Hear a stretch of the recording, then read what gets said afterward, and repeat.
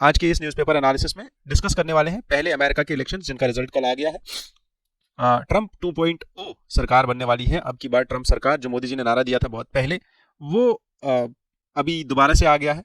ठीक है, ट्रंप सरकार आ गई है। अब ये भी देखेंगे कि what are the effects of this Trump administration in West Asia plus in the Central Asia also, and particularly आज का जो भी हम देखेंगे discussion, this will be totally focused on the UPSC syllabus. ठीक है, और यूपीएससी अपने सिलेबस में साफ बोलता है इंडिया की फॉरेन पॉलिसी, जितना भी इंडिया का नेबरहुड है इनकी पॉलिसी प्लस एक्सटेंडेड नेबरहुड इनकी पॉलिसी, इन सब पॉलिसीज का इंटरनेशनल वर्ल्ड ऑर्डर का इफेक्ट एंड इंपैक्ट, अगर आप यूपीएससी का मेंस का सिलेबस देखो, impact on what, on India, इन सब चीजों का इंपैक्ट हमारे देश पे क्या पड़ता है, ये जानने के लिए, ये समझ के ही आप जो है आंसर कर सकते हो अपने क्वेश्चन का, क्योंकि जब भी क्वेश्चन आएगा मेंस में तो वो क्वेश्चन यहीं से आएगा, that what are its impacts on India, how is it going to change the West Asia, how is it going to change the world order which was set up post Biden administration or which was set up during Biden administration. ठीक है, how do you think that Trump 2.0 will navigate in today's world order where there is chaos and where there is crisis in African nations, West Asia, Europe, Russia, everywhere where there is crisis, where there is chaos? How will this Trump 2.0 administration steer its government in the upcoming 4 years?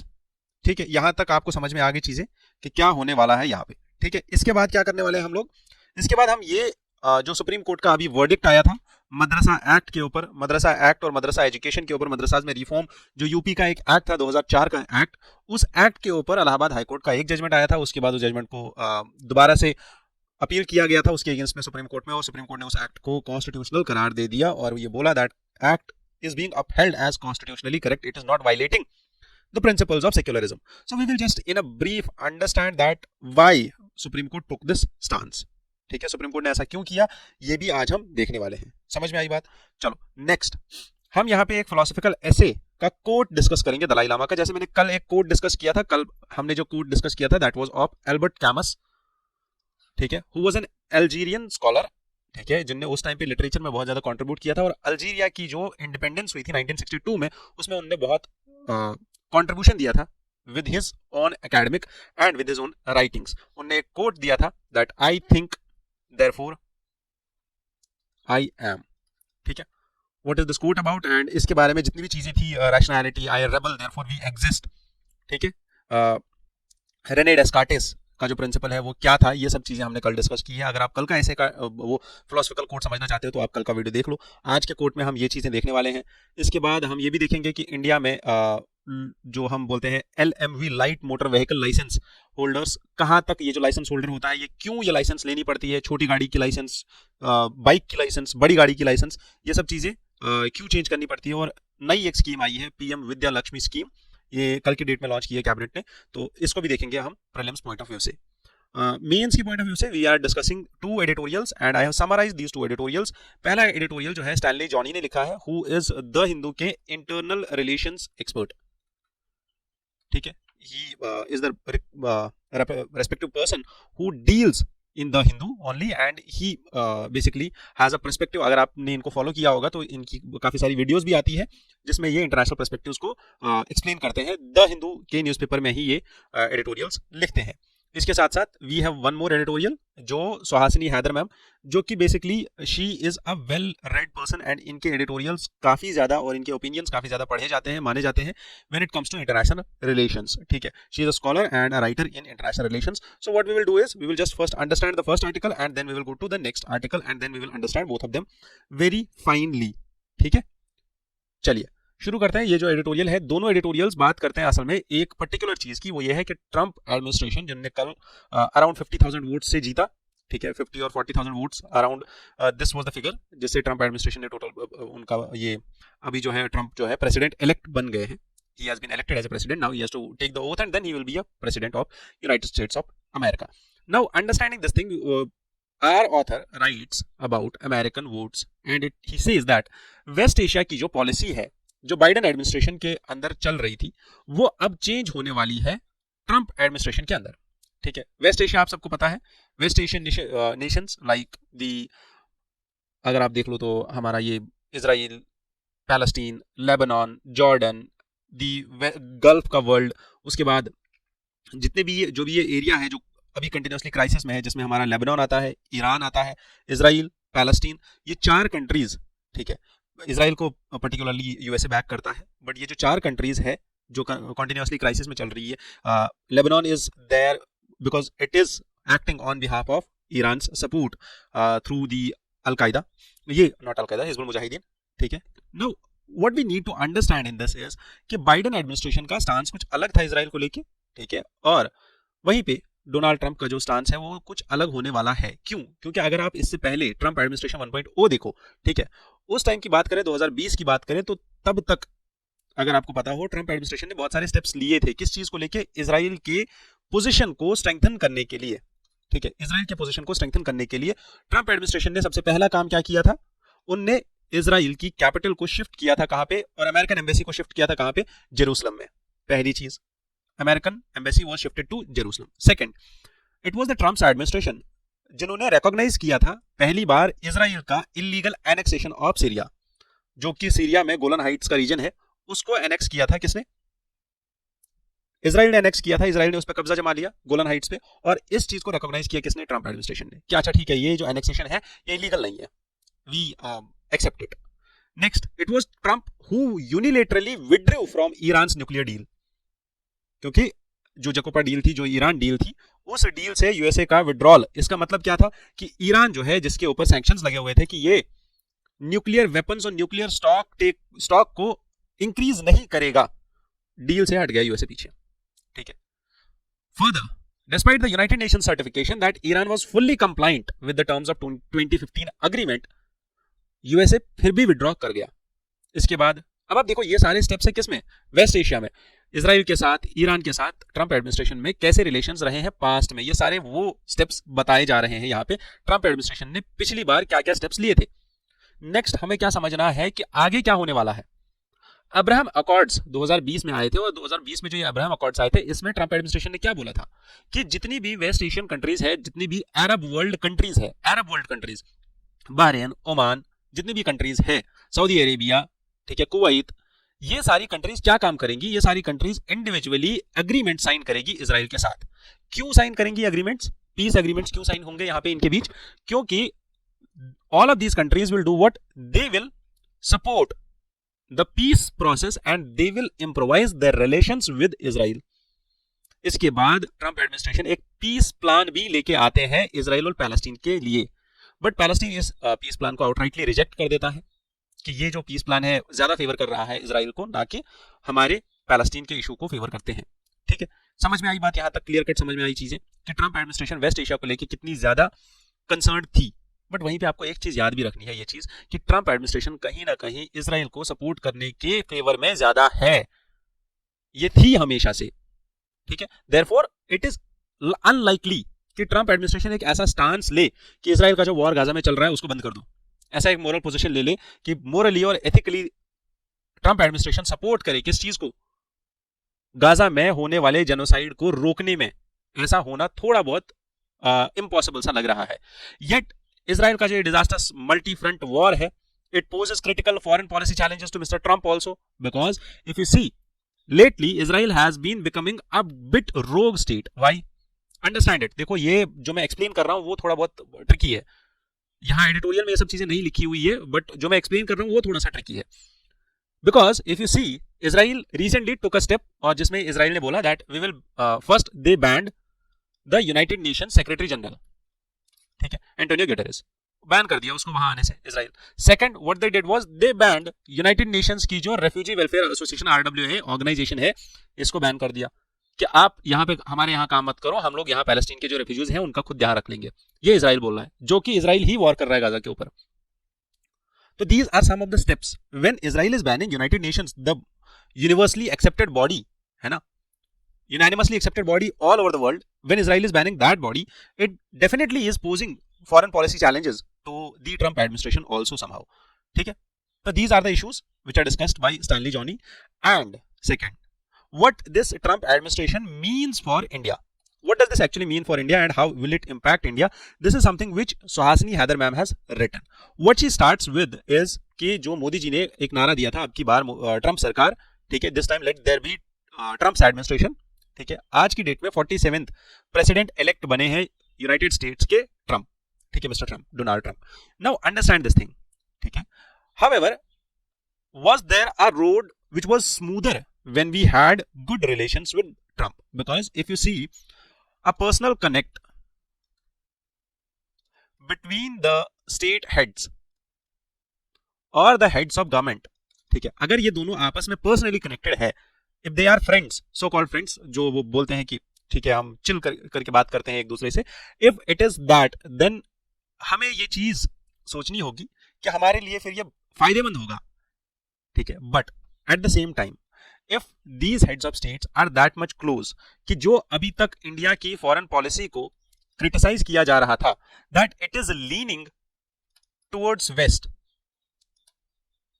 ठीक है, या India का जो foreign policy अभी recent times में according to India's foreign policy experts and India's foreign policy diplomats like Jaishankar sir, ठीक है, जिनने ये चीज साफ बोली दैट इंडिया का जो फॉरेन पॉलिसी है आज की डेट में it is not non aligned.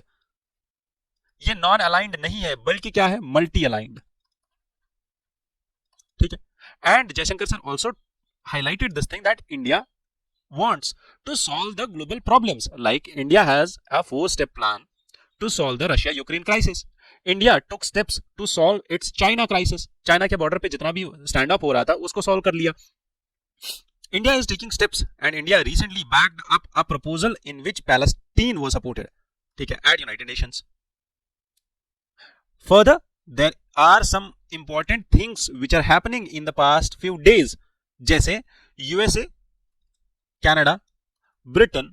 These are some of the countries which have been criticizing India on the Khalistan issue. Now, at the same point of time, when there is a personal connect between the two leaders of United States of America and India, and remember this thing, at the same time, there is also changing and a new stance of India's foreign policy as per the foreign policy diplomats of India, in which India is first multi-aligned and is being criticized by the Western nations. अब इस time पे India क्या कर सकता है और कैसे Trump administration अब इंडिया को अप्रोच कर सकती है, जहां इंडिया ने ये क्लियर स्टांस लिया था कि नहीं मुझे रशिया से कोल इंपोर्ट करना है तो मैं करूंगा, मुझे रशिया से ऑयल खरीदना है तो मैं खरीदूंगा, मुझे रशिया से कोल लाना है तो मैं INSTC का यूज करके रशिया से 2 बड़ी फुल ट्रेन्स भर के कोल ले आऊंगा इंडिया INSTC के through without using the Suez canal, ठीक है. अब ऐसे चीजों में इंडिया और ट्रम्प एडमिनिस्ट्रेशन कैसे स्टीयर करेगी आपस में. तो now I have just summarised these 2 editorials for you so that you can make notes out of it, और उसके बाद आप ये सब चीजें अपने नोट्स में यूज करो और अपने आंसर्स में यूज करो, ठीक है. समझ में आई बात? चलो पहले समझते हैं इस चीज को, what the Trump 2.0 means for India and West Asia and what India's relationship with United States under Trump administration 2.0 are going to be. First, the 5 years after the Trump administration's first term was there, आज की date में 47th Trump ये president elect बने हैं mister Donald Trump, और अब जो है स्ट्रॉन्ग टाइज है हमारी, पीछे बहुत टाइम से स्ट्रॉन्ग टाइज है हमारी वेस्ट एशिया को लेके. वी हैड अ पोजीशन जिसमें थोड़े बहुत चैलेंजेस भी है, थोड़े बहुत बेनिफिट्स भी है. वेस्ट एशिया ऐसा रीजन है जो कोल को मेजरली और ये ऑयल को at the global level oil को मेजरली कंट्रोल करता है. तो यहाँ पे हमें ये भी समझना होगा कि यार हमें इन सब चीजों का ध्यान रखना है, तभी जाके हम आगे जा सकते हैं. ठीक, समझ में आई बात? Next, Trump administration and India's relations, personal connect जो मैंने आपके साथ डिस्कस किया, सेकंड टर्म में भी होगा. But what are the key focus areas for India? India should focus on economic and trade policies. 2019-20 में हमारी ट्रम्प एडमिनिस्ट्रेशन के साथ बात चल रही थी for a free trade agreement, जो बातें 2019-20 में रुक गई थी. ऐसा हो सकता है कि इस अग्रीमेंट के ऊपर दोबारा से बात किया जाए और हमारे और यूएसए के बीच में जो ट्रेड डिस्प्यूट्स आते हैं, पर्टिकुलरली जीएसपी को लेके, जनरलाइज्ड सिस्टम ऑफ प्रेफरेंसेस को लेके, प्लस उसके साथ साथ जो यूएसए इंडिया के एक्सपोर्ट्स पे टैरिफ लगाता है, जो हमारे एग्रीकल्चरल एक्सपोर्ट्स को फाइटोसैनिटरी सैंक्शंस लगते हैं वहां पे, वो सब चीजें शायद हट जाए. ठीक है, बट वहीं पे ट्रम्प एडमिनिस्ट्रेशन का ये भी मानना है, ये भी बोला जा रहा है सोशल मीडिया पे बहुत ज्यादा, कि डोनाल्ड ट्रम्प का जो पहला स्टेप होगा, ठीक है, वो ये होगा कि जो भी बाय बर्थ, ठीक है, जस्ट सोली का जो कॉन्सेप्ट है, दैट अगर आप किसी जगह पे यूएसए के अंदर, यूएसए जितनी पूरी कंट्री 50 स्टेट्स की कंट्री, अगर आप यहाँ पे कहीं पे भी जन्म लेते हो तो आप यहाँ के बाय बर्थ सिटीजन हो जाते हो, ठीक है। बट ये प्रोविजन चेंज करने वाले हैं। क्यों चेंज करने वाले हैं? क्योंकि उनका मानना ये है कि जितने भी ये बाय बर्थ के केसेस हैं, इनमें एक कंडीशन लगेगी, a parent of this child must have at least a green card और अ सिटीजन ऑफ यूएसए, ठीक है। अगर पेरेंट है तभी जाके ये चीज बच्चे के ऊपर ट्रांसफर हो जाएगी। So when we talk about the economic and trade policies, at the same time we have been facing employment issues and these citizenship issues, green card issues, visa issues with USA for long time.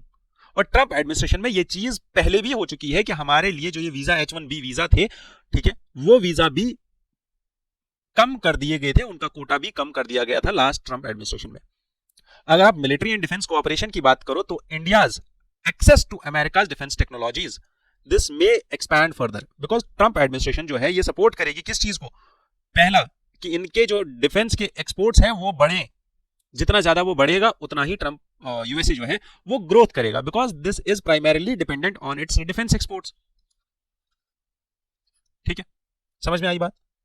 इनकी economy is mainly dependent on what? The defence exports of this nation. इसके बाद social media and foreign influence. Trump's propensity to address the sensitive issues publicly is something which has been creating challenges for India. जैसे religious freedom, freedom of speech, NGOs का काम करना। Last time हमने ये भी देखा था हरदीप सिंह निज्जर का केस और पतवंत सिंह पन्नून का केस। ये दो केसेस ऐसे हैं जहां पे अगर ट्रंप खुद आके प्रेस में बात करते हैं इन केसेस के ऊपर, तो हमने ये देखा है कि उनके स्टेटमेंट्स इतने रिजिड और हार्श होते हैं जो हमारे रिलेशंस को कहीं ना कहीं चोट पहुंचा देते हैं। जैसे अभी रिसेंटली, ठीक है, he called his opponent the Kamala Harris that she is a crazy woman, which was very well highlighted across the global newspapers, that कि ये जो स्टेटमेंट है, this statement is derogatory in nature. उनके statements इतने harsh होते हैं और इतने स्ट्रेट फॉरवर्ड होते हैं कि कहीं ना कहीं वो रिलेशंस को प्रॉब्लम में लाते हैं, ठीक है। और ये जो अभी भी मैंने बोला हरदीप सिंह निज्जर का case, USA, Canada, UK, they have been criticising India on these things that India is not promoting freedom of speech and expression, India has been involved into killings of Hardeep Singh Nijjar. ये चीजें और ये क्रिटिसिज्म जो है कहीं ना कहीं हमारे रिलेशंस को दोबारा से रिस्ट्रेन कर सकता है। There are other challenges like India के exports towards USA, whether there are textile exports or motorcycle exports, which have been facing higher tariffs, ठीक है। motorcycle exports and textile exports of India have been facing higher tariffs in USA. Last time जब USA में Trump administration थी उस time पे भी हमने देखा उनने ज्यादा टैरिफ लगा दिया हमारे एक्सपोर्ट्स के ऊपर, तो शायद हो सकता है ये दोबारा से लगा दे। वेस्ट एशिया की बात करें तो ट्रंप एडमिनिस्ट्रेशन पहली बार में, अगर आपको पता होगा तो heavily was favoured towards Israel, Abraham accords, Golan Heights, ये सब चीजें लेके आए, पीस प्लान फॉर पैलेस्टीन लेके आए, ठीक है। ये सब स्टेप्स लिए किसने? ट्रंप एडमिनिस्ट्रेशन ने लास्ट टाइम। समझने की बात ये है कि अगर हम यहां तक पहुंच गए हैं, ट्रंप एडमिनिस्ट्रेशन को इतना जानते हैं दैट वेस्ट एशिया में इनका स्टांस कैसा है, तो आगे भी हम इस चीज को देख सकते हैं that in the next 4 years it is unlikely that Israel Palestine का जो टेंशन है, जो ऑलरेडी टेंस रिलेशनशिप है इजराइल और पैलेस्टीन के बीच में, there will be intensification of the conflict in Gaza. There may be a peaceful resolution which is unlikely to be seen in the next 4 years unless USA takes diplomatic steps and it takes the issue of this global humanity का जो crisis चल रहा है, इस global issue को ये prioritise करे। United States और यूनाइटेड नेशन सिक्योरिटी काउंसिल और United Nations as a whole body को रिफॉर्म करने की जरूरत है। इन रिफॉर्म्स के ऊपर यूएसए ट्रंप एडमिनिस्ट्रेशन के अंदर लास्ट टाइम भी बात कर चुका है। ईरान और गल्फ एरिया में जितने भी टेंशन्स क्रिएट हो रहे हैं कि ईरान के ऊपर सैंक्शंस लग रही है, ईरान जो है हिजबुल्लाह को सपोर्ट कर रहा है लेबनान के थ्रू, और ईरान इस वॉर में फुल्ली चला गया है। अब आपको पता होगा पैलेस्टीन के हानिया मारे गए, ईरान की जो ये थे लीडर्स थे वो मारे गए इसराइल के द्वारा। बहुत सारे लोगों को जो हाईली रेपुटेड लोग थे जो डिप्लोमेटिकली एंगेज हो रहे थे इसराइल और गाजा के वॉर में, ठीक है, इन सब लोगों को ईरान और गल्फ के टेंशन्स की वजह से, इस इजराइल पैलेस्टीन के क्राइसिस की वजह से जो है कहीं ना कहीं नुकसान हुआ है और ईरान अब फुल्ली एंगेज हो चुका है इस वॉर में। मैंने लास्ट टाइम भी बोला कि ईरान जो है डिस्पाइट यूनाइटेड नेशंस के क्लैरिफिकेशन के कि ईरान के पास जो न्यूक्लियर वेपन्स है वो लिमिट में है, वो लिमिट क्रॉस नहीं कर चुके हैं, फिर भी ट्रंप एडमिनिस्ट्रेशन ने जो है 2015 की डील से बैकअप कर लिया और ईरान के ऊपर सैंक्शंस लगा दिए। समझना यह है कि इंडिया और ईरान का जो स्टांस है, इंडिया ईरान को वेलकम कर रहा है चाहबार पोर्ट में। अभी रिसेंटली जब ब्रिक्स की समिट हुई थी, एससीओ की समिट हुई थी, दोनों जगह पे ईरान और इंडिया जो है एक दूसरे को वेलकम कर रहे थे। तो ये भी एक प्रॉब्लम है कहीं ना कहीं कि इंडिया एंड ईरान के जो रिलेशंस है, जो इंप्रोवाइज हो रहे थे थोड़े बहुत, वो भी हैम्पर होने वाले हैं due to these Gulf tensions. There are broader implications in West Asia, like Trump's administration, which is expected to strengthen the conventional military ties to counterbalance China. ठीक है, वहीं पे इंडिया और चाइना के रिलेशंस अभी हमने 10 दिन पहले ही देखा था बेटर हो रहे थे, बट लास्ट टाइम भी आपको पता होगा 2018 में चाइना और यूएसए ट्रेड वॉर में थे आपस में। ठीक है, तो अब जो है दोबारा से चेंज होने वाली है चीजें। I went too much deep into this. ठीक है, आप ये देखोगे कि अगले आने वाले कम से कम एक हफ्ते तक, 10 दिन तक, आई एक्सपेक्ट कि नेक्स्ट मंडे तक हमारे पास कंटिन्यूसली जो एडिटोरियल्स और आर्टिकल्स आएंगे वो कहीं ना कहीं यूएसए और इंडिया और पूरा जो ग्लोबल वर्ल्ड ऑर्डर चेंज होने वाला है ट्रंप एडमिनिस्ट्रेशन के बाद, आने के बाद, इसी के ऊपर होंगे। ठीक है, यहां तक क्लियर हो गया हमारा पूरा कि इंडिया और जो ये ट्रंप एडमिनिस्ट्रेशन में चेंजेस आ रही है इसके बीच में क्या क्या हो सकता है और कैसे हो सकता है। नेक्स्ट हमारा एक एडिटोरियल है जो हिंदू के एक्सप्लेन्ड सेक्शन में आया हुआ है। ये एडिटोरियल बात कर रहा है सुप्रीम कोर्ट का अभी जो रिसेंट वर्डिक्ट आया था on the Madrasa act of UP government. ठीक है, ये मदरसास अब कैसे ऑपरेट करने वाले हैं, मदरसा क्या होता है, इलाहाबाद हाईकोर्ट का क्या जजमेंट था, सुप्रीम कोर्ट ने क्या जजमेंट दिया है, हर एक चीज हम डिटेल में डिस्कस करने वाले हैं। मैंने इस एडिटोरियल के 2 स्नैपशॉट्स यहाँ पे रखे हुए हैं ताकि अगर आपको पढ़ना होगा तो आप इनको अच्छे से पढ़ सकते हो। ठीक है, now understanding the crux of this editorial. 3 slides में मैंने ये क्रक्स लिखा हुआ है ताकि आपके लिए ईजी हो इस चीज को समझना। ठीक है, सबसे पहली चीज समझते हैं, 5 नवंबर 2024 को अभी 2 दिन पहले सुप्रीम कोर्ट का एक वर्डिक्ट आता है जिसमें सुप्रीम कोर्ट ये ऐलान करता है कि यूपी का जो UP Board of Madrasa Education Act 2004 है, this act is constitutionally valid. ठीक है, however Supreme Court also introduced some exceptions and conditions for the implementation of this act. Clear cut.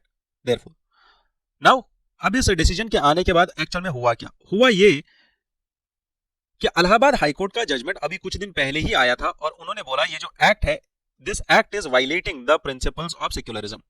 But इस स्टेटमेंट को डिफाइन करते time हमारे Chief Justice of India DY Chandrachud sir ने ये बोला that अगर आप कोई भी चीज, कोई भी एक्ट को बोलते हो दैट ये एक्ट जो है वायलेट कर रहा है सेक्युलरिज्म को, आपको ये चीज क्लियरली बतानी पड़ेगी कि सेक्युलरिज्म के किस प्रिंसिपल को, किस आर्टिकल को, किस सब क्लॉज को, किस क्लॉज को ये वायलेट कर रहा है। Then only it will be considered that it is violating secularism, which is a part of basic structure. अगर आप उसका स्पेसिफिक आर्टिकल या स्पेसिफिक प्रोविजन डिफाइन नहीं करते हो, then you cannot hold an act as violative of the basic structure. Clear cut? Supreme Court ने ये बोला दैट ये जो एक्ट है 2004 का, ये एक्ट वैलिड है। इसके प्रोविजंस ये अलाउ करते हैं कि मदरसा बोर्ड ऑफ एजुकेशन जो होता है, ये बोर्ड डिग्रीज अलॉट करे, रिटन डिग्री मिलती है उस इंसान को जो अंडर ग्रेजुएशन करता है या पोस्ट ग्रेजुएशन करता है, कहां से, किसी भी मदरसा से। ठीक है, बट सुप्रीम कोर्ट ने ये बोला कि ये जो डिग्री है, this degree is in clash with UGC act of 1956। Therefore इतना पार्ट, ये डिग्री अलॉट करने का पार्ट जो है, दिस इज अनकॉन्स्टिट्यूशनल। ठीक है, but rest of this act is valid. Degree allot नहीं कर सकते हैं। कामिल और फाजिल की जो डिग्री मिलती है, अंडर ग्रेजुएट और पोस्ट ग्रेजुएट की जो डिग्री मिलती है मदरसा बोर्ड से, वो डिग्री जो है देना अनकॉन्स्टिट्यूशनल है एज पर द यूजीसी एक्ट ऑफ 1956। समझ में आई बात। अब देखो मदरसा होता क्या है। मदरसा एक्चुअल में एक अरबिक टर्म है जो एजुकेशनल इंस्टीट्यूशन के लिए यूज किया जाता है। मदरसाज दिल्ली सल्तनत में पहले से ही थे, जब से दिल्ली सल्तनत आई तब से चल रहे हैं मदरसाज। अब यहां पे आपको ये भी समझना है कि इनको सबसे पहला पैट्रोनेज मिला था खिलजी से, उसके बाद तुगलक डायनास्टी से, फिर मुगल्स ने, और सबने इनको पैट्रोनेज दिया। वहीं पे प्रोमिनेंट फिगर्स लाइक राजा राम मोहन रॉय, प्रेमचंद, इन्होंने भी मदरसा एजुकेशन का फायदा उठाया और ये लोग भी मदरसा से पढ़े हैं, कहीं ना कहीं अपने जीवन का कुछ हिस्सा इन्होंने भी मदरसा एजुकेशन से हासिल किया है। समझ में आई बात यहां तक। इसके बाद अगर आप फंडिंग की बात करो और मॉडर्नाइजेशन की बात करो तो जो स्टेट गवर्नमेंट है, यूपी स्टेट गवर्नमेंट, इन्होंने 2009 में एक स्कीम लेके आए थे जिसका नाम था the scheme for providing quality education in madrasas. ठीक है, ये 2009 की एक स्कीम थी। अब इनने ये स्कीम क्यों लाई? क्योंकि मदरसाज में बहुत सारी प्रॉब्लम्स थी। जैसे सबसे पहली चीज यहाँ पे हाईलाइट की जा रही है कि 2020 के आंकड़ों के हिसाब से 24,000 मदरसाज जो है वो रजिस्टर्ड है कहाँ पे, यूपी गवर्नमेंट के पास। बट इनमें से 60% जो है they are located in the state. और 2004 का जो एक्ट है, what is this act talking about, it actually defines ये इंस्टीट्यूशंस कौन होंगे, कैसे इनको रजिस्टर किया जाएगा, इनका करिकुलम कैसा होगा, ये क्या पढ़ाएंगे, कैसे एग्जाम होंगे, और उसके बाद इनके टीचर्स की क्वालिफिकेशन क्या होगी। ये एक्ट जो है it also creates the UP Board of Madrasa education which mainly should consist of Muslim community members only. This is the basic and factual information which you should be knowing for your exam कि मदरसास क्या है असल में। Next, what is the legal challenge to the act? असल में इस act को challenge क्यों किया गया था? 2009 में एक टीचर थे जिनका नाम था मोहम्मद जावेद, ठीक है। इन्होंने पिटीशन फाइल किया और इन्होंने बोला कि जो सैलरी हमें मदरसास में मिलती है it should be regular and at par with the teachers जो बाकी सारे टीचर्स होते हैं।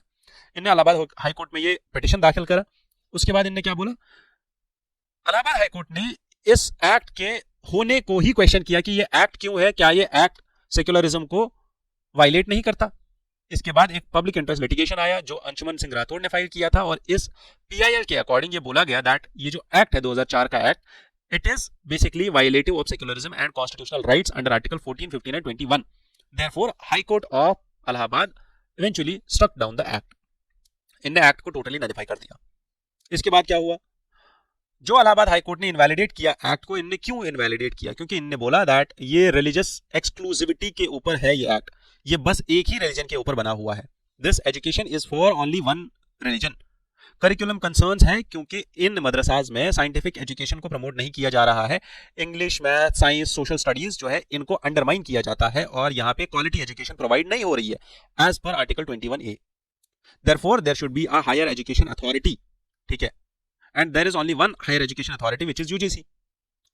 NCPCR हमारा जो national commission for the protection of child rights है, इन्होंने भी इस चीज को रेज किया कि जो मदरसाज में एजुकेशन दी जा रही है इट इज अनसूटेबल, और यहाँ पे जो करिकुलम डिफाइन किया जा रहा है वो करिकुलम भी कहीं ना कहीं बहुत पुराना है, उस करिकुलम में भी हमें चेंजेस लाने की जरूरत है, ठीक है। ये सब चीजें यहां तक हो रही थी।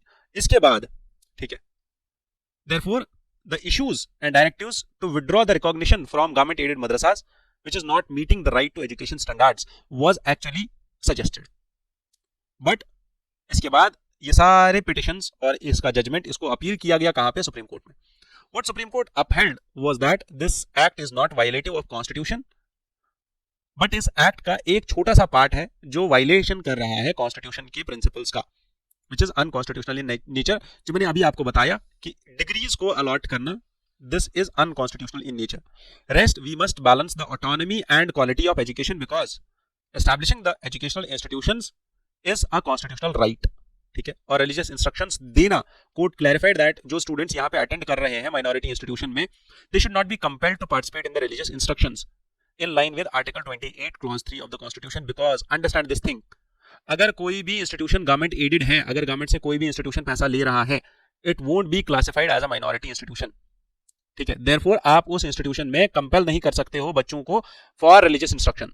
ये पॉइंट है जो आपको डायरेक्ट प्रीलिम्स में पूछा जा सकता है, ठीक है।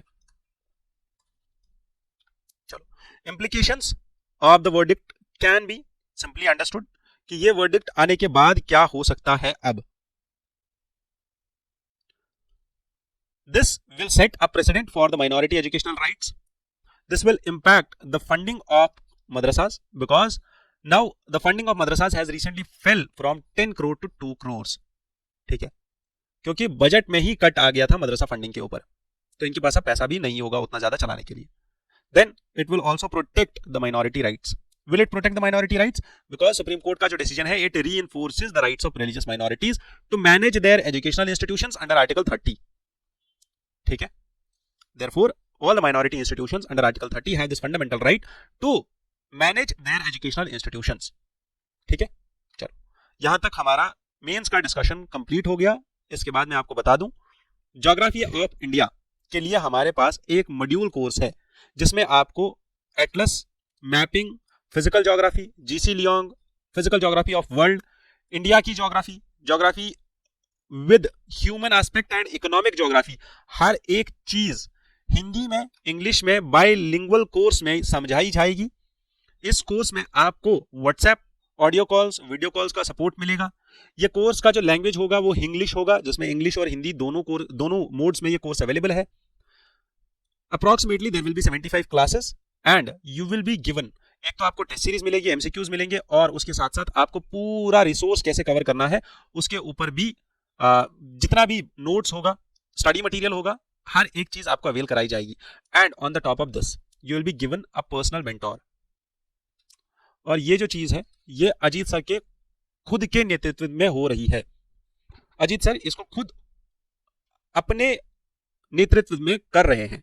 इट डज नॉट मीन कि आपको कोई और पढ़ा रहा है, आपको अजीत सर खुद पढ़ा रहे हैं। बहुत रिक्वेस्ट करने के बाद ये चीज हो रही है कि आप सबके लिए इतने एफर्ट्स लिए जा रहे हैं जीनो आईएएस के द्वारा। तो मैं चाहता हूं एक तो आप इसको ज्वाइन करो जल्दी से जल्दी इस कोर्स को, और दूसरा इसको शेयर करो इस कोर्स को, कि जिसको भी चाहिए ज्योग्राफी ऑप्शन जिसका भी वीक है वो इस कोर्स को करे। दूसरा, हमारी यूट्यूब पे एक सीरीज चल रही है जो डेली शाम को 7 बजे लाइव होती है। इस सीरीज में अभी करंटली अजीत सर खुद जीसी लियोंग पढ़ा रहे हैं। जीसी लियोंग के तमाम एस्पेक्ट्स को डील कर रहे हैं विद इमेजेस, डायग्राम्स, एनिमेशंस, हर एक तरीके से आपको पूरा डिटेल में इस बुक को अच्छे से समझाया जा रहा है। But keep this thing in mind that everything is from the UPSC perspective only.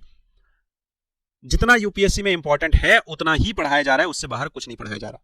ठीक है, तो आप इस सीरीज को लाइव देखो। कम से कम 400 से ज्यादा स्टूडेंट्स हर दिन लाइव होते हैं इस सीरीज को देखने के लिए। ठीक है, 400 लाइव स्टूडेंट्स डेली होते हैं। मैं चाहता हूं ये 4000 हो जाए अगले 1-2 दिन के अंदर अंदर। तो इसके लिए ये 400 स्टूडेंट्स को मेहनत करनी है। और इसके बाद हमारा एक छोटा सा एसे बेस्ड आर्टिकल है। This article basically it is not article, it is a quote. ठीक है भाई, दलाई लामा। और ये कोट जो है आज के न्यूज़पेपर में नहीं था, बट मैंने आपको प्रॉमिस किया है कि मैं आपको कहीं ना कहीं ऐसे राइटिंग में बहुत ज़्यादा हेल्प करने वाला हूं, और आपकी फिलोसफिकल ऐसे राइटिंग को मैं इन्हीं सेशंस में एकदम स्ट्रांग कर दूंगा। क्योंकि ऐसे जो भी है कहाँ से बनेगा? न्यूज़पेपर से बनेगा। फिलोसफिकल ऐसे कहाँ से बनेगा? न्यूज़पेपर से बनेगा। क्योंकि न्यूज़पेपर ही एक ऐसा डोज होता है जिसमें आपको GS 1, 2, 3, 4 हर एक चीज़ पढ़ने को मिलती है। अभी देखो कोट क्या है। कोट सिंपल है, when you think everything is someone else's fault. ठीक है, इसको क्या बोलते हैं? Blame game. Then you will suffer a lot. आप किसी और को ब्लेम कर रहे हो बट पेन खुद को दे रहे हो। ठीक है, तो इसको क्या बोलते हैं? Pain management. When you realise that everything springs only from yourself. जब आप अपने आप को रेस्पॉन्सिबल ठहराते हो। When you own the responsibility. जब आप खुद की रेस्पॉन्सिबिलिटी खुद पे लेते हो। You will learn. आपको पता चलेगा पीस एंड जॉय का मतलब क्या होता है। यू विल लर्न कि इंसान को सुकून कैसे मिलता है, इंसान को खुशी कैसे मिलती है। ये दोनों चीजें आपको पता चल जाएंगी। बट ये दोनों चीजें कैसे पता चलेंगी? जब आप दूसरे इंसान को ब्लेम करना बंद करोगे, जब आप हर बात पे ये बोलना बंद करोगे कि इसकी वजह से हुआ, उसकी वजह से हुआ, उसने किया, इसने किया, मैंने कुछ नहीं किया, मेरी गलती नहीं थी। But tell me one thing, ये ऐसा नहीं लग रहा क्या ये बच्चे लड़ रहे हैं आपस में इस कोर्ट से? या फिर हमें ऐसा समझना चाहिए इसको कि ये कोर्ट असल में हमारी पूरी जिंदगी में अप्लाई होता है। Whether you are an individual, आपको सबसे पहले इंडिविजुअल लेवल पे पीस चाहिए, आपको अपने दिल में सुकून चाहिए। उसके बाद अगर आप स्कूल जाते हो, ठीक है, अगर आप किसी ऑर्गेनाइजेशन में काम करते हो, ठीक है, अगर आप किसी स्टेट के ब्यूरोक्रेट हो, अगर आप किसी कंट्री के सिटीजन हो, और अगर आप इस वर्ल्ड में एक कंट्री हो और उस कंट्री के हेड हो, तो क्या आपको यह नहीं लगता कि आपको स्कूल में, फैमिली में, ऑर्गेनाइजेशन में, स्टेट में, कंट्री में, being a citizen, being a civil servant, या आपको, हमें at the international level, India को यह प्रिंसिपल अपने आप में अडॉप्ट करना चाहिए कि ठीक है, इंडिया की रिस्पॉन्सिबिलिटी है कि ग्लोबल सिक्योरिटी प्रोवाइडर बने, साउथ एशिया में नेट सिक्योरिटी प्रोवाइडर बने। हमारी रिस्पॉन्सिबिलिटी है कि हमें पीस एस्टैब्लिश करना है। हमारी रिस्पॉन्सिबिलिटी है कि हमें क्लाइमेट चेंज को ठीक करना है। हम कब तक ये बोलते रहेंगे कि ये क्लाइमेट चेंज वेस्ट की वजह से हुआ है, ये क्लाइमेट चेंज फ्रांस की वजह से हुआ है, ब्रिटेन की वजह से हुआ है, ये यूएसए ने किया है, इंडस्ट्रियल रेवोल्यूशन उसने किया था। हम कब तक ये बोलें कि न्यूक्लियर वेपन्स को ओपेनहाइमर ने बनाया था, ये उसकी गलती है। हम कब तक ये बोलें कि यूएसए तो बस जंग रोक रहा था, जापान के ऊपर डाल दिया ये न्यूक्लियर वेपन, बॉम्ब डाल दिया जापान के ऊपर, तो ये गलती यूएसए की है। हम कब तक ये बोलें कि ये गलती इजराइल की है कि वो जेनोसाइड कर रहा है? हम कब तक ये बोलें कि ये गलती पाकिस्तान की है कि वो टेररिज्म कर रहा है? हम हर एक चीज की रिस्पॉन्सिबिलिटी खुद पे लेंगे, तब जाके हम ये बोलेंगे कि नहीं हमारी रिस्पॉन्सिबिलिटी है और हम नहीं करेंगे काम। The talk and terror will not go in hand. We will stop participating in SAARC. हम सार्क नेशंस में पार्टिसिपेट नहीं करेंगे। क्यों? क्योंकि ये हमारी रिस्पॉन्सिबिलिटी है इस टेररिज्म को खत्म करना at the international level. At the national level we being the citizens we have this responsibility कि हमें नेशन के लिए काम करना है, हमें इंडिया की ग्रोथ के लिए काम करना है। It is my responsibility that I have to create the economy. ये मेरी रिस्पॉन्सिबिलिटी है कि मैं एंटरप्रेन्योरशिप के स्टेप्स लूं, मैं लोगों को एम्प्लॉयमेंट दूं। मैं कब तक गवर्नमेंट को ब्लेम करता रहूंगा? ठीक है, it is a very well said quote कि do not say what is my right, what the nation offers me as a right, say that what is my duty towards the nation। मुझे क्या देना है, मुझे क्या contribute करना है अपनी कंट्री के लिए। That is what you should talk about। Being bureaucrats, you cannot always blame the system। क्या अच्छा सिस्टम में करप्शन है, मैं नहीं लूंगा पैसा तो मेरा काम नहीं चलेगा, मुझे सिस्टम से बाहर कर दिया जाएगा, मेरा ट्रांसफर हो जाएगा। Give the examples of the bureaucrats like the district commissioner of Tamil Nadu, IAS Sugamya, who wrote on his door of his office door that reject bribes and hold your heads high। Give the examples of Ashok Khemka। He could have identified the faults। उनको भी faults नजर आते system में, वो भी ये बोलते कि नहीं ये तो सिस्टम की गलती है, इलेक्शन कमीशन तो पहले से ही टूथलेस टाइगर है, मैं क्यों लेके आऊं इसमें रिफॉर्म्स। बट उनने ये समझा कि ये रिस्पॉन्सिबिलिटी मेरी है। Then only he found peace. उनको जॉय मिला, उनको खुशी मिली, किस चीज की? सक्सेस की। आज भी हम उनका नाम लिखते हैं, क्यों? बिकॉज उन्होंने हमारी डेमोक्रेसी को स्ट्रेंथन किया। आप किसी ऑर्गेनाइजेशन में हो, आप अपनी फैमिली में हो, आप अपनी फैमिली में रिस्पॉन्सिबिलिटी लो।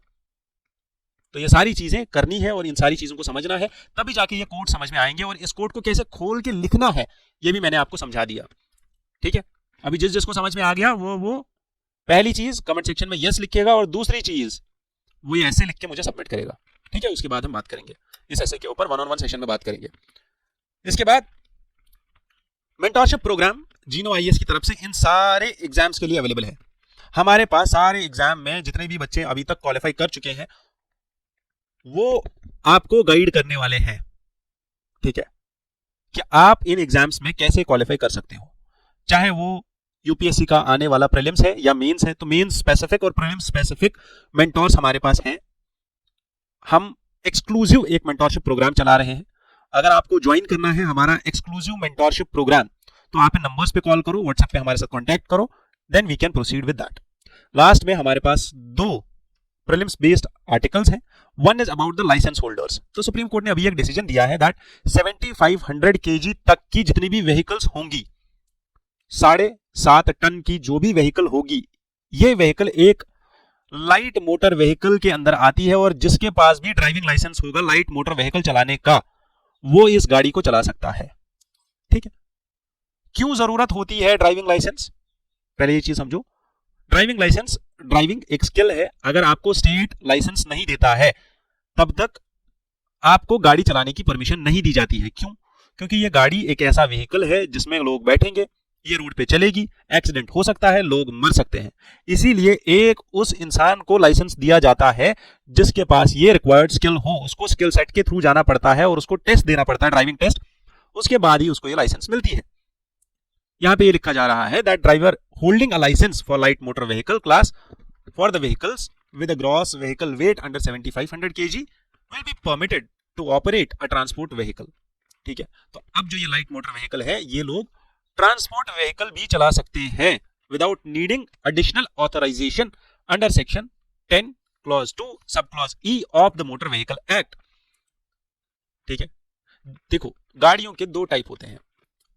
अगर ये गाड़ी पर्सनल है और ये ट्रांसपोर्ट व्हीकल नहीं है then it can be a low light motor vehicle, जैसे आपकी पर्सनल कार हो गई, आपने इसको ड्राइव कर लिया विद राइटफुल लाइसेंस, आपके पास LMV लाइसेंस है, आप इसको ड्राइव कर सकते हो आराम से।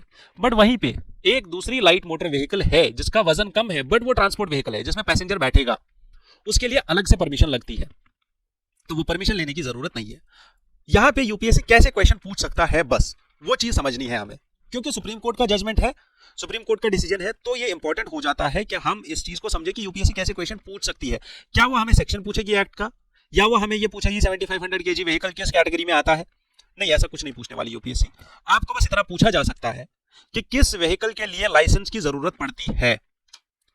वो व्हीकल्स जिनमें गियर नहीं होता, स्कूटर्स या मोपेड्स, इनके लिए FVG नाम की एक लाइसेंस आती है, ठीक है। वो व्हीकल्स जो नॉन ट्रांसपोर्ट क्लास व्हीकल्स होते हैं उनके लिए अलग लाइसेंस आती है। वो व्हीकल्स जिनकी कैपेसिटी 50 सीसी से कम की होती है, इंजन कैपेसिटी, उनके लिए अलग लाइसेंस आती है। तो ये कितने लाइसेंस के किस्में हैं? 1 2 3 4 5 6 7 types of licences are there which are given in terms of vehicles. ये लाइसेंसेस दी जाती है तब जाके ही कोई इंसान जो है गाड़ी चला सकता है रोड के ऊपर, ठीक है। तो वो गाड़ियां जिनमें गियर नहीं पड़ता उनके लिए भी लाइसेंस की जरूरत होती है, ठीक है। और वो गाड़ियां जिनकी कैपेसिटी 50 सीसी से कम की हो या 50 सीसी से ज्यादा की हो, ठीक है, 50 सीसी से ज्यादा की हो, दोनों के लिए ही आपको लाइसेंस की जरूरत पड़ती है। तो पहला पॉइंट मैंने आपको यहां पे ये बताया, दूसरा पॉइंट मैंने ये बताया 50 सीसी का, और हायर जो ज्यादा बड़ी गाड़ियां होती है उनके लिए तो लाइसेंस जरूरी है ही, वो तो पता ही है। बट ये दो पॉइंट्स जो है शायद आपसे यूपीएससी में पूछे जा सकते हैं कि लाइसेंस ड्राइविंग के लिए किस किस गाड़ी और किस किस स्पेसिफिकेशन के लिए जरूरी है, बस। नेक्स्ट हमारा आर्टिकल है PM विद्या लक्ष्मी स्कीम। ये जो विद्या लक्ष्मी स्कीम है ये हायर एजुकेशन के लिए है, और ये स्कीम जो है यूनियन कैबिनेट ने इसको अप्रूव किया है अभी वेंसडे को, मतलब कल, और this is a new central sector scheme. PM Vidya Lakshmi scheme जो है इसके अंदर फाइनेंशियल सपोर्ट मिलेगा उन स्टूडेंट्स को जिनका मेरिट अच्छा होगा, जिनकी मार्क्स अच्छे होंगे। अब इनको फाइनेंशियल सपोर्ट मिलेगा, मतलब इनको स्कॉलरशिप मिलेगी, कुछ पैसा मिलेगा, किस चीज के लिए? हायर एजुकेशन के लिए, ठीक है। इस स्कीम के अंदर there will be admission of these students into the quality educational institutions. जो हमारे पास अच्छे क्वालिटी एजुकेशनल इंस्टीट्यूशंस हैं, 860 टॉप क्वालिटी एजुकेशनल इंस्टीट्यूशंस, इनके अंदर इन स्टूडेंट्स को एडमिशन मिलेगा। They will be eligible to get one thing, देखो इनको क्या मिलेगा, collateral free, guarantor free loan from banks. जिस बच्चे के अच्छे मार्क्स होंगे उसको ना कोलेटरल की जरूरत है ना गारंटर की जरूरत है, और वो बैंक जाके लोन ले सकता है किसी भी फाइनेंशियल इंस्टीट्यूशन से। किस चीज के लिए? दो चीजों के लिए, ट्यूशन फी पे करने के लिए और बाकी सारे एक्सपेंसेस पे करने के लिए। और ये स्कीम के अंदर 22 लाख स्टूडेंट्स को ये स्कॉलरशिप मिलने वाली है। और लोन कितना मिलेगा? 7.5 लाख रुपीस का लोन मिलेगा, ठीक है, जिसमें क्रेडिट गारंटी गवर्नमेंट की तरफ से होगी 75% की, ठीक है। इसका मतलब क्या है कि अगर 1 लाख रुपए में से 75%, 75,000 रुपीज ये बच्चा पे नहीं कर पाता है, तो इसकी गारंटी कौन लेता है? सरकार लेती है। इस स्कीम के लिए 3600 करोड़ रुपीस जो है अलॉट किए गए हैं, ठीक है। चलिए, ये विद्या लक्ष्मी स्कीम जो है अलाउ कर दी गई है, अभी अप्रूव कर दी गई है। इसके सारे प्रोविजंस मैंने यहाँ पे लिखे हुए हैं। किन स्टूडेंट्स को ये मिलेगी? For the students who have an income of 8 lakh और less than 8 lakh, the scheme will provide for 3% interest subvention for these students. वो बच्चे जो गरीब खानदान से आते हैं, जो गरीब घरों से आते हैं, उनके लिए इंटरेस्ट सबवेंशन भी दिया जाएगा 10 लाख रुपए तक का के लोन पे, ठीक है। चलो, समझ में आई बात? यहाँ पे आई कंक्लूड टुडेज डिस्कशन।